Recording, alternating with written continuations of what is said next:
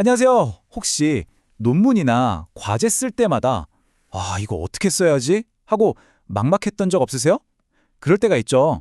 마치 나만 모르는 어떤 비밀 코드, 암호 같은 게 있는 것 같고요. 오늘 바로 그 학술 영어라는 비밀 코드를 함께 풀어볼 겁니다.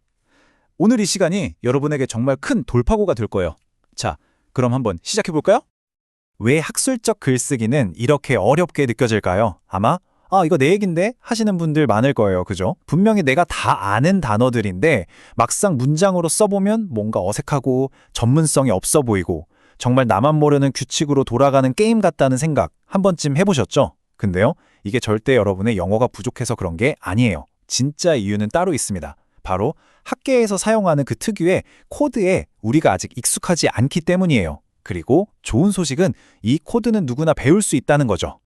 그래서 오늘 우리가 이 암호를 어떻게 풀어나갈지 그 5단계 여정을 한번 살펴볼게요. 먼저 그 학술적 암호라는 게 도대체 뭔지 알아볼 거고요. 그리고 나서는 우리의 관점을 전환하는 시간을 가질 겁니다.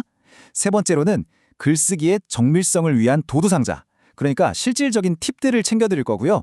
이걸로 어떻게 즉각적인 업그레이드가 가능한지 바로 보여드릴게요. 마지막으로 이 모든 게 결국 단어의 힘을 어떻게 키워주는지 이야기하면서 마무리하겠습니다. 자, 첫 번째 섹션입니다. 학술적 암호, 무엇을 말하느냐가 아니라 어떻게 말하느냐의 문제. 이게 무슨 말이냐면요. 첫 번째 비밀은 생각보다 정말 간단해요. 학술 영어라고 해서 막 우리가 전혀 모르는 새로운 단어들을 외워야 하는 게 아니라는 거죠. 핵심은 바로 우리가 이미 알고 있는 그 단어들을 어떻게 사용하느냐에 달려 있습니다. 그러니까 새로운 단어장이 필요한 게 아니라 새로운 사용 설명서가 필요한 셈이죠. 예를 한번 들어볼게요. solid라는 단어 다들 아시죠?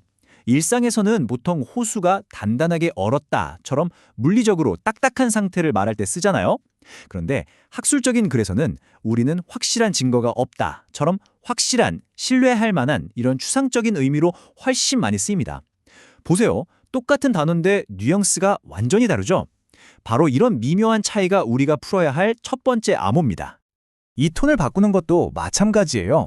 우리가 보통 간단히 말해서 라고 할 때 in short나 basically를 쓰죠? 이걸 in sum이나 to sum up으로 바꿔주는 거예요. try 대신에 attempt를 쓰는 것만으로도요, 문장의 격식이나 무게감이 확 달라집니다. 꼭 기억하세요. 이건 그냥 무작정 어려운 단어를 쓰는 게 아니에요. 상황에 딱 맞는 옷으로 갈아입는 것과 같다고 생각하시면 됩니다. 자, 이제 두 번째 단계로 넘어가 볼까요? 바로 관점의 전환, 학자처럼 생각하기입니다. 여기서부터가 진짜 중요해요. 학술 영어를 진짜 잘하게 되는 비결은요, 그냥 단어 리스트를 달달 외우는 데 있는 게 아니거든요.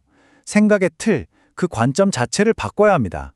말 그대로 학자처럼 생각하는 법을 배우는 거죠.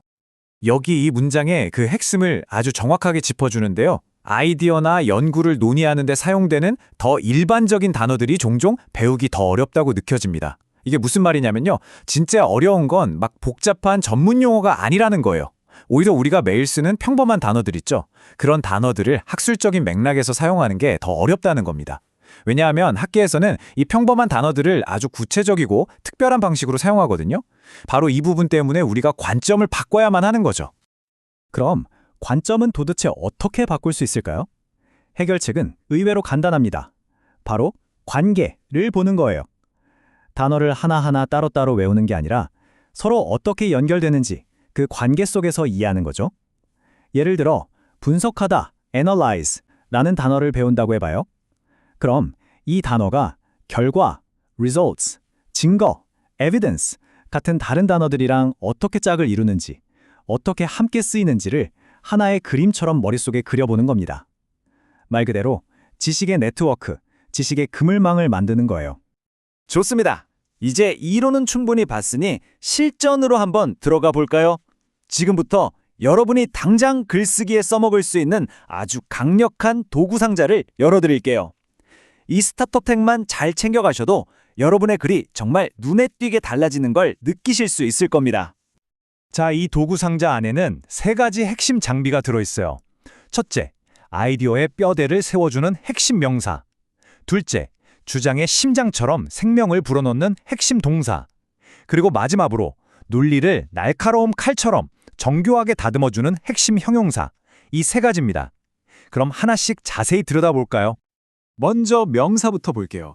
혹시 글 쓰실 때 그냥 thing이나 problem 같은 단어를 무심코 쓰고 계시진 않나요? 이제부터는 대신에 issue, theory, aspect, feature 같은 단어들로 한번 바꿔보세요.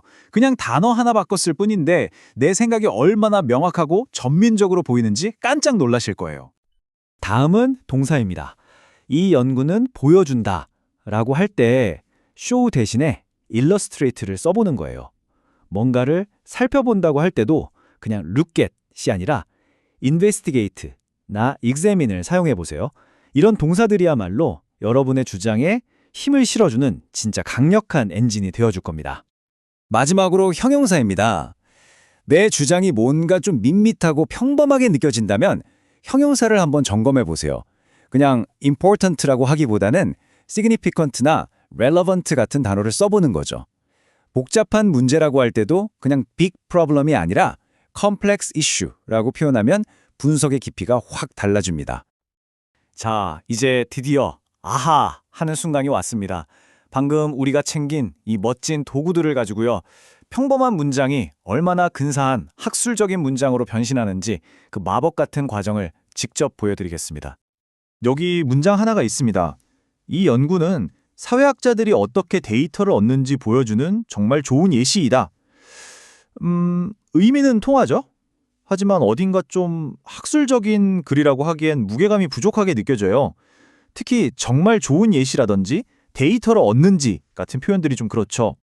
이 문장을 업그레이드하는 방법은 아주 간단한 2단계로 이루어집니다. 첫 번째, 정말 좋은 예시처럼 좀 일반적인 표현을 더 정밀하고 격식 있는 명사구로 바꿔주는 거예요. 그리고 두 번째, 얻다처럼 좀 비격식적인 동사를 더 학술적인 동사로 교체하면 끝입니다. 자, 그럼 어떻게 바뀌었을까요? 바로 이렇게요.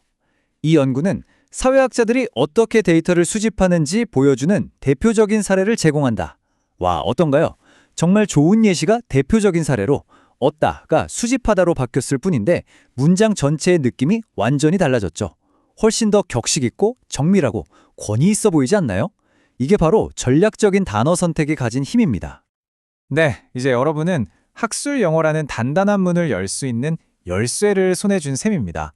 마지막으로 이 단어의 힘, 이 새로운 열쇠가 여러분의 학문적 여정에서 어떤 의미를 갖는지 이야기하면서 마무리해볼까 합니다. 오늘 이야기의 핵심 메시지는 바로 이것입니다. 작은 단어가 큰 영향을 만든다. 여러분이 고심해서 고른 펜 끝에 그 작은 단어 하나가 여러분의 아이디어 전체에 엄청난 무게감과 설득력을 실어줄 수 있다는 사실. 학술 영어를 정복하는 길은요, 바로 이 작은 선택들이 모여서 만들어지는 겁니다. 그리고 우리가 이걸 왜 하는지, 그 궁극적인 목표를 잊지 않으셨으면 좋겠어요. 우리가 학술 영어를 배우는 이유가 단순히 있어 보이려고, 똑똑하게 들리려고 하는 게 절대 아니잖아요. 진짜 이유는 내 머릿속에 있는 그 복잡하고 정말 가치 있는 아이디어를 세상에 가장 명확하고 정밀하고 또 강력하게 전달하기 위해서입니다. 내 생각의 가치를 제대로 보여주기 위한 거죠. 자, 이제 여러분의 손에는 새로운 도구 상자가 쥐어졌습니다. 이 도구를 가지고 여러분은 어떤 강력하고 멋진 아이디어를 세상에 펼쳐 보이시겠어요? 이제 여러분의 차례입니다.